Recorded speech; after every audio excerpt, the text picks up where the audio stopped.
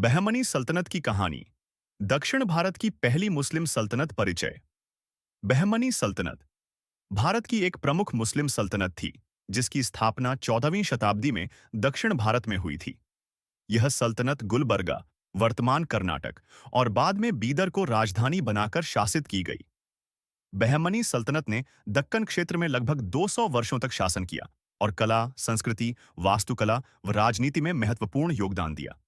स्थापना स्थापना वर्ष 1343 ई। संस्थापक अलाउद्दीन हसन बहमन शाह, एक तुर्की अफसर जो पहले दिल्ली सल्तनत के तहत कार्यरत था। उन्होंने दिल्ली सल्तनत के सैयद वंश के शासन के खिलाफ विद्रोह कर स्वतंत्र राज्य की स्थापना की। राजधानी प्रारंभ में गुलबर्गा, आसफाबाद को राजधानी बनाया गया। बाद में राजधानी को बीदर स्थानांतरित किया गया। प्रमुख शासक 1. हसन बहमन शाह 1346-1308, संस्थापक और पहले सुल्तान। 2. मोहम्मद शाह द्वितीय 1308-1399, विद्वानों का संरक्षक और प्रशासनिक सुधारों के लिए प्रसिद्ध। 3. महमूद गवां, प्रधानमंत्री। बहमनी सल्तनत के सबसे योग्य और ईमानदार मंत्री, जिन्होंने शिक्षा, वित्त और न्याय प्रणाली में बड़े सुधार किए। महत्वपूर्ण विशेषताएं। बहमनी सल्तनत ने दक्षिण भारत में फारसी संस्कृति और इस्लामी शिक्षा को फैलाया। महमूद गवां ने बीदर में एक विशाल मदरसा, शिक्षा संस्थान की स्थापना की।